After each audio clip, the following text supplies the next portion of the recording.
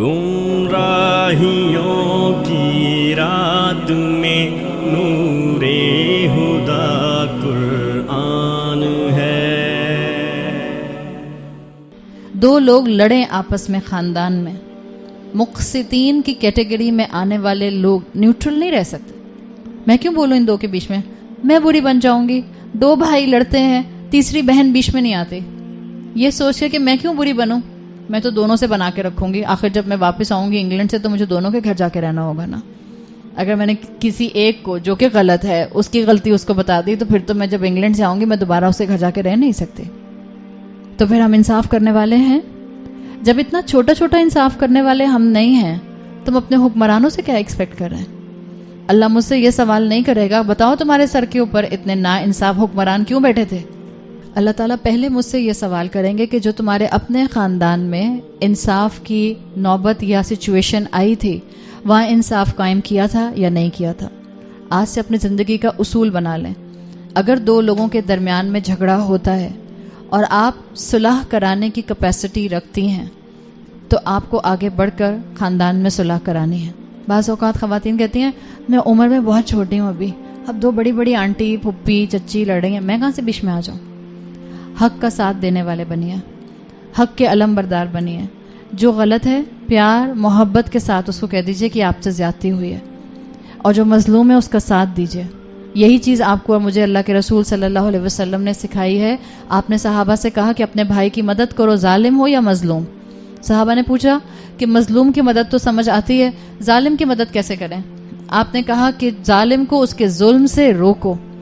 مکی دور میں جب احکامات بھی نہیں آئے تھے تب بھی اللہ تعالیٰ نے سب سے پہلے مسلمانوں کو سوشل جسٹس کا حکم دیا، اور بالکل شروع کی آیات جو آئیں جس کے اندر معاشرے کے ایک گھنونے عمل کے اوپر ہاتھ رکھ کے سوشل جسٹس قائم کرنے کی طرف رسول اللہ صلی اللہ علیہ وسلم کو ڈائیورٹ کیا گیا. وَإِذَا الْمَوْءُودَةُ سُئِلَتْ، جب زندہ گاڑی ہوئی بچی سے پوچھا جائے گا، اس سے سوال کیا جائے گا بِأَيِّ ذَنبٍ قُتِلَتْ، بتاؤ کس گناہ کے بدلے میں تم کو قتل کیا گیا. This is the social justice, this is the social conduct of Islam. ابھی احکامات نہیں آئے تھے.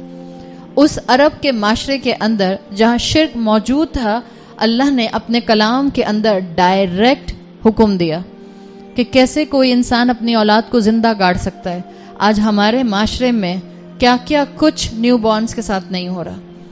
جو ٹرمینیشن آف پریگننسیز ہوتی ہیں وہ ایک الگ سینیریو ہے، جو ابارشن ہوتا ہے وہ ایک الگ سینیریو ہے.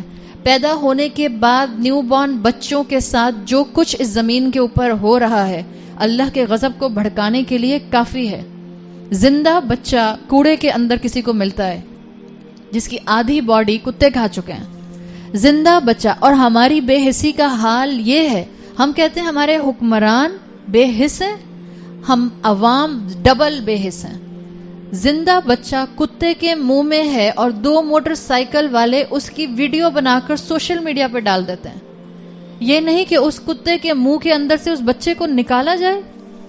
بے حس حکمران ہے یا بے حس ہم ہیں؟ زندہ بچہ پلاسٹک کے تھیلے میں بند کر کے کچرا کنڈی میں راتوں رات ڈال دیا جائے اور ہم انصاف کے علم بردار بن کے کھڑے ہوں گے؟ ہم کس منہ سے اللہ کے عرش کا سایہ مانگیں گے؟ اور ہمارے گھروں میں جو بے انصافیاں ہوتی ہیں وہ ہمیں نظر آتی ہیں. ماں اپنے بچے کی خود قاتل بن جائے. کیوں بنتی ہے ماں اپنے بچے کی قاتل؟ اس کی توحید سلامت نہیں ہوتی، اس کا حسن ظن باللہ سلامت نہیں ہوتا، اس کا اللہ پر توکل سلامت نہیں ہوتا، اس کا یقین کامل نہیں ہوتا تقدیر کے اوپر. اس کو لگتا ہے کہ شاید میں اپنے بچوں کا پیٹ پالنے والی ہوں. اور ہم کہیں گے ہاں ہم بہت انصاف کرنے والے ہیں. اس معاشرے میں بے انصافی کی اگر لسٹ بنانی شروع کی جائے اور ہم اپنی ذات سے شروع کریں تو سب چیزوں کا ایک جو مین ایسنس سامنے آتا ہے. ہماری اللہ سے دوری ہمیں بے حد ظالم بنا رہی ہے.